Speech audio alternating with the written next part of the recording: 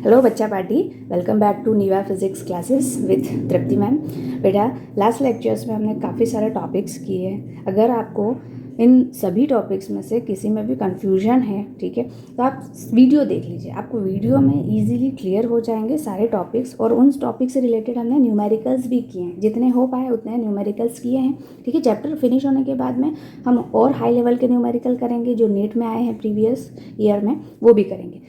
आज का हमारा जो टॉपिक है इलेक्ट्रिक फ्लक्स, ठीक है। इलेक्ट्रिक फ्लक्स मतलब आपने सोचा है कि अगर हम कोई भी सरफेस ले लें, ठीक है, surface in the sense suppose मैंने ये ले लिया, ठीक है। अब यहाँ पर क्या है, ये सरफेस है, और सरफेस से अगर मैं इलेक्ट्रिक फील्ड लाइंस को पास आउट करवाऊँ, ठीक है, तो वो कॉन्सेप्ट क्या बनेगा। तो सपोज कि ये सरफेस है आपका, और इलेक्ट्रिक फील्ड लाइंस इससे इस तरह से जा रही है, यहाँ से जा रही है, और ऐसे इमेजिनरी होती है तो यहाँ से निकल रही है, इधर से इंटर हो रही है, इधर से निकल रही है। ओके, तो आपको ये लग रहा है कि ये जो सरफेस है, ठीक है, जब भी आप सरफेस की बात करेंगे तो सरफेस के परपेंडिकुलर, ठीक है, इसका एरिया जो हम कंसिडर करेंगे और उसकी डायरेक्शन, एरिया जो है वो वेक्टर क्वांटिटी है बेटा।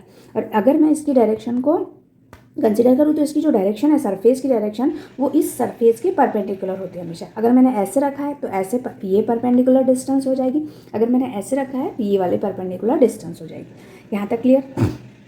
अब ये जो लाइंस पास आउट हो रही है, किसी भी सरफेस से जो लाइंस पास आउट हो रही है परपेंडिकुलर टू द सरफेस, ठीक है, वो होती है टोटल नंबर ऑफ जो लाइंस होती हैं, वही होता है बेटा इलेक्ट्रिक फ्लक्स, ठीक है। डेफिनेशन लिखा हुआ है जैसे electric flux over an area in an electric field is a measure of the number of field lines crossing the surface area perpendicular, ठीक है। सरफेस एरिया को परपेंडिकुलर क्रॉस करना है। ओके, अब ये जो नंबर ऑफ जो फील्ड लाइंस पास आउट हो रही है, ठीक है, अब ये जो हैं वो दो क्वांटिटीज़ पे डिपेंड करती है। अगर मैंने इसका एरिया बढ़ा दिया तो ज़्यादा से ज़्यादा नंबर ऑफ फील्ड लाइंस इसको क्रॉस करेंगी, ठीक है। मतलब एरिया ds, हम s या ds ले लेते हैं, तो अभी यहाँ ds लिया है तो ओके, तो ds ले लिया, ठीक है। और इलेक्ट्रिक फील्ड, जितनी नंबर ऑफ इलेक्ट्रिक फील्ड ज़्यादा यहाँ पे हम देंगे उतना ही फ्लक्स आपका ज़्यादा होगा। तो फ्लक्स दो क्वांटिटी पे डिपेंड करता है, ठीक है। तो electric flux through the entire surface, इस पूरी इंटायर सरफेस से जो इलेक्ट्रिक फ्लक्स मिल रहा है उसे हम फाई से डिनोट करते हैं। और इलेक्ट्रिक है इसलिए यहाँ पे मैंने सफिक्स में ई लिख दिया।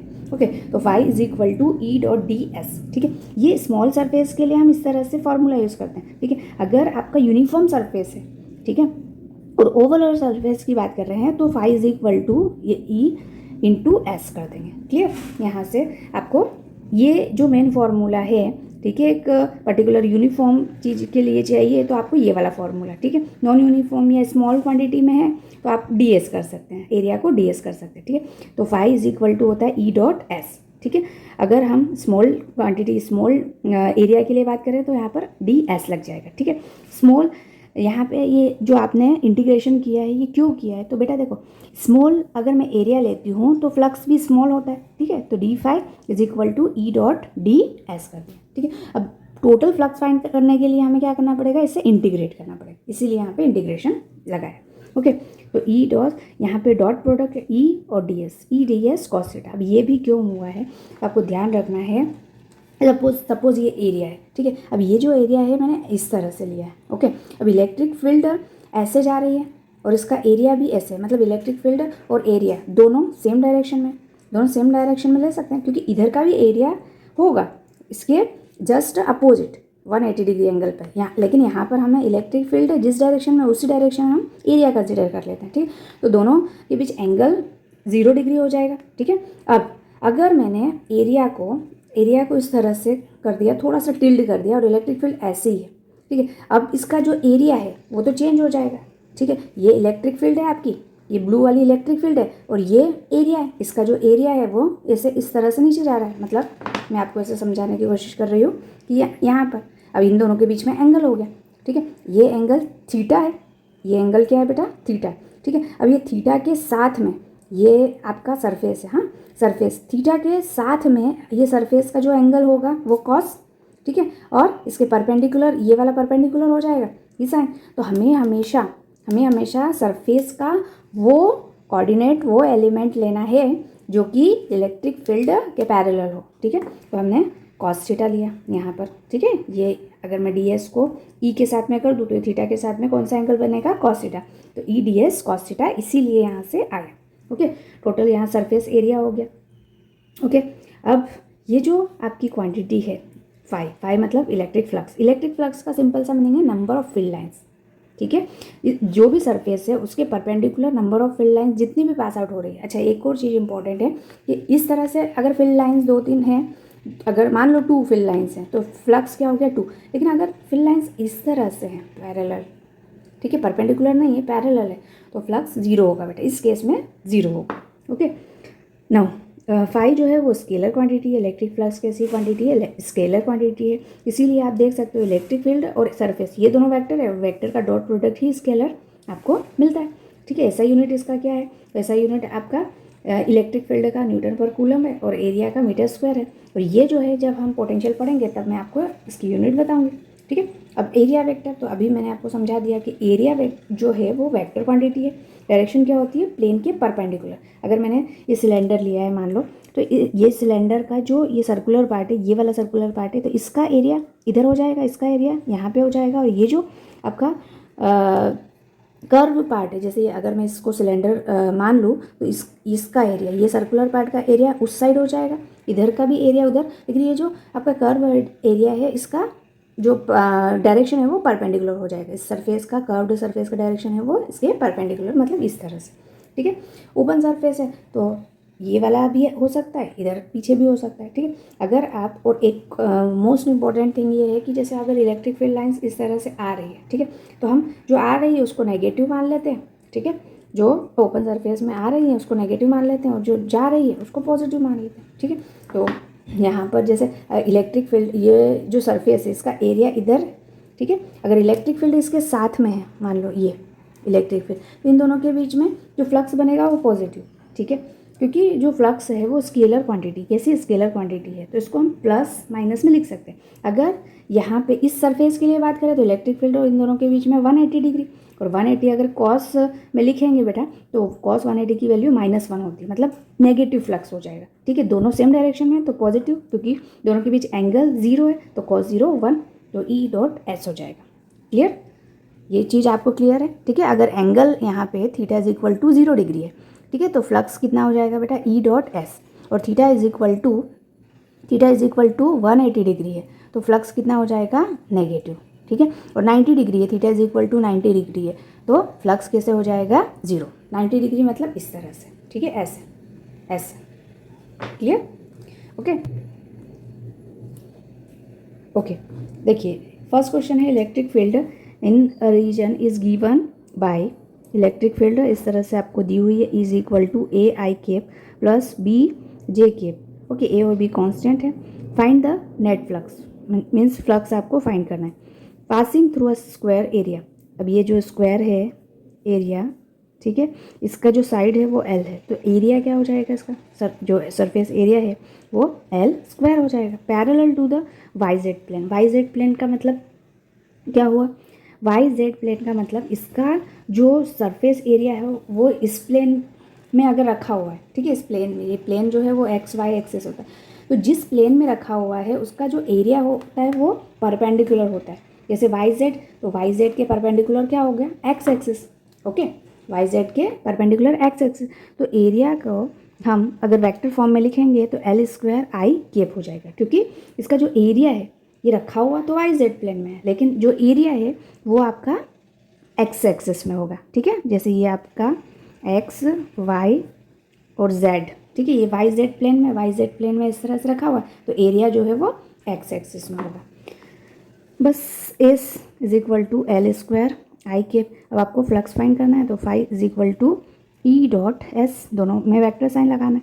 Phi is equal to E की वैल्यू है AI cap plus BJ cap, okay, and S की वैल्यू है L स्क्वायर I केप, ठीक है। J केप नहीं है तो 0 हो जाएगा, तो I केप 1, तो आपका फ्लक्स जो फाइनल फ्लक्स होगा वो AL स्क्वायर हो जाएगा। क्लियर, ठीक है। और फ्लक्स का यूनिट, तो फ्लक्स का फॉर्मूला भी हमने लिखा था E.S, E का क्या होता है न्यूटन पर कूलम और S का मीटर स्क्वायर, ओके,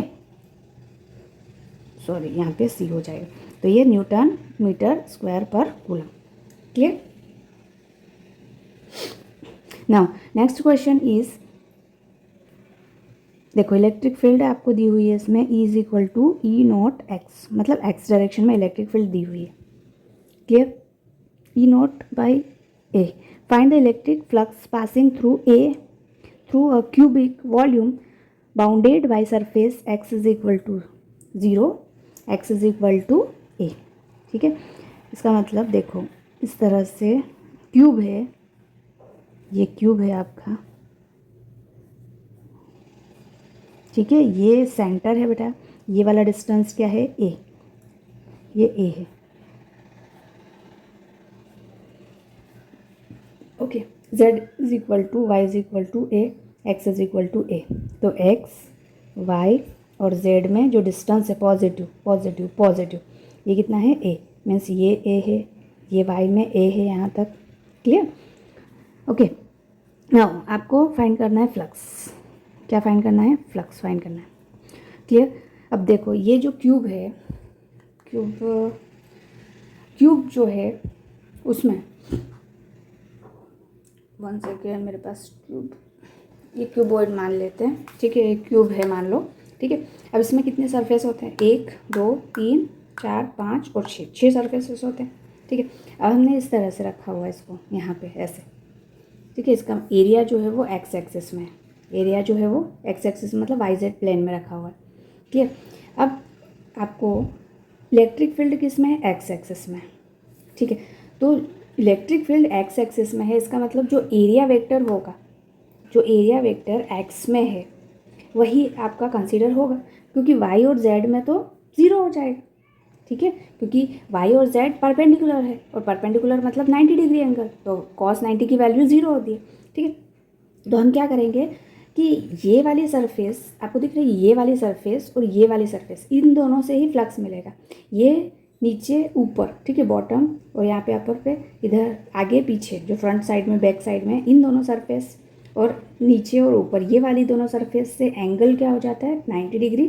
तो इससे तो फ्लक्स 0 होगा. ठीक है, सिर्फ ये सरफेस और ये वाली सरफेस, इन दोनों सरफेस से आपको फ्लक्स मिलेगा. ठीक है, तो अगर मैं इस सरफेस की बात करूँ, ये वाली सरफेस, ठीक है, तो डिस्टेंस कितना है? ए. डिस्टेंस है आपका ए. इसका मतलब जो इलेक्ट्रिक फ्लक्स है, मतलब इलेक्ट्रिक फील्ड है वो तो आपका E naught upon a x i cap है. ठीक है, यही है ना. जो एरिया है बेटा एक्स एक्सिस में, वो कितना हो जाएगा? ये डिस्टेंस कितना है? ए स्क्वायर. ठीक है, एरिया ए स्क्वायर हो जाएगा, और आई कैप. ओके, ये इसके लिए, इधर के लिए, ये वाली डिस्टेंस मतलब ये वाली डायरेक्शन के लिए. अपोजिट डायरेक्शन में भी एरिया है. ठीक है, अपोजिट डायरेक्शन में भी एरिया है, तो सेंटर से ये वाला डिस्टेंस भी ए हो जाएगा. ओके, तो पहले हम ये फर्स्ट वाला निकाल लेते हैं, फिर सेकंड वाला. तो 5 1 जो है वो हो जाएगा ई डॉट एस. ठीक है, ई डॉट एस का मतलब ई एस कॉस थीटा. अब फर्स्ट वाली सरफेस में एंगल 0, सेकंड वाली सरफेस में एंगल 180 डिग्री. क्लियर? ओके, तो यहाँ पर हो जाएगा ई एस कॉस 0. तो 5 1 इज इक्वल टू कितना हुआ? 0 डिग्री मतलब 1, तो ई एस हुआ. ओके, अब 5 2 निकालना है. ठीक है, टोटल फ्लक्स फाइंड करने के लिए हमारे पास ये अलग अलग इलेक्ट्रिक फ्लक्स आए, और टोटल फाइंड करने के लिए हम इन दोनों को ऐड कर देंगे. ओके, तो 5 2 कितना आएगा बेटा? तो ई एस कॉस 180. अब दोनों के बीच में एंगल 180 है ना, तो 180 मतलब -1 का मतलब माइनस ई एस. तो जो टोटल फ्लक्स है, टोटल फ्लक्स वो होगा 5 1 प्लस 5 2. ओके, तो 5 is equal to E S. 5 1 जो है पॉजिटिव है और ये नेगेटिव है, तो ये दोनों भी कैंसिल आउट हो जाएंगे, और 5 इज इक्वल टू 0. ठीक है, इसका मतलब देखो, इसका मतलब ये है कि फ्लक्स 0, इसका मतलब जितने number of field lines inter हो रहे हैं उसको हम पॉजिटिव ले रहे हैं, जितने बाहर जा रहे हैं, ठीक है, जितने इंटर हो रहे हैं उसको नेगेटिव मान लो. ठीक है, बाहर जा रहे हैं वो पॉजिटिव. अब दोनों को ऐड किया तो टोटल 0 हो जाएगा. ठीक है, अब देखो, अगर क्यूब के बजाय एक सिलेंडर दिया हुआ है ये, अब इससे जो फ्लक्स है, इससे भी हमें फ्लक्स, तो इसके 3 सरफेस हो जाएंगे एक्चुअली. एक तो ये इलेक्ट्रिक फील्ड की डायरेक्शन में ये मान लेती हूँ. ठीक है, एक ये दूसरा सरफेस और ये तीसरा सरफेस. तो इसका जो सरफेस एरिया है वो इधर है, इसका सरफेस एरिया है वो इधर है, और इसका सरफेस एरिया है वो इधर है। अब ये तो सेम डायरेक्शन है, ये भी सेम डायरेक्शन है, ठीक है, ये सेम डायरेक्शन है, बट यहाँ पर आप देख सकते हो कि इसके परपेंडिकुलर है। तो ये जो कर्व्ड सरफेस है, इससे जो इलेक्ट्रिक फ्लक्स मिलेगा वो ज़ीरो हो जाएगा, ठीक है। अगर मैं इलेक्ट्रिक फील्ड इसमें भी इधर ही मानूँ तो ज़ीरो हो जाएगा। अगर इसमें अपोजिट मानूँ इलेक्ट्रिक फील्ड तो क्या हो जाएगा, electric field 2 times E dot S हो जाएगा। ओके, तो आई होप आपको ये क्लियर है। इस तरह से जब हम एक्चुअल एग्जाम्पल, एक्चुअल डायग्राम लेते हैं ना, तब वो चीज़ें क्लियर हो जाती है। तो आप एक बार घर पे ट्राई करना कि मैंने जो समझाया है वो किस वे में समझाया है, ठीक है, किस तरह से मैंने इस क्यूब को लिया है। ये एक्चुअली में क्यूबॉइड है, लेकिन मैंने क्यूब मान लिया है, अभी फ़िलहाल मेरे पास कुछ है नहीं। तो विजुअलाइजेशन फिजिक्स में बहुत बहुत इम्पॉर्टेंट है। आप ऐसे ही फिजिक्स को इजी वे में सीखते रहिए और हमारे चैनल से जुड़ते रहिए, ठीक है। ज़्यादा से ज़्यादा बच्चों तक ये पहुँचे तो आप अपने फ्रेंड्स के साथ इस चैनल की लिंक को शेयर कीजिए, ठीक है। चलिए, अब नेक्स्ट जो भी वीडियो आएगा उसमें भी काफ़ी इंटरेस्टिंग चीज़ें, मतलब गॉस लॉ बहुत इंपॉर्टेंट थिंग है, बहुत बहुत ज़्यादा, ठीक है, तो वो समझेंगे। ओके, तब तक टेक केयर, बाय बाय।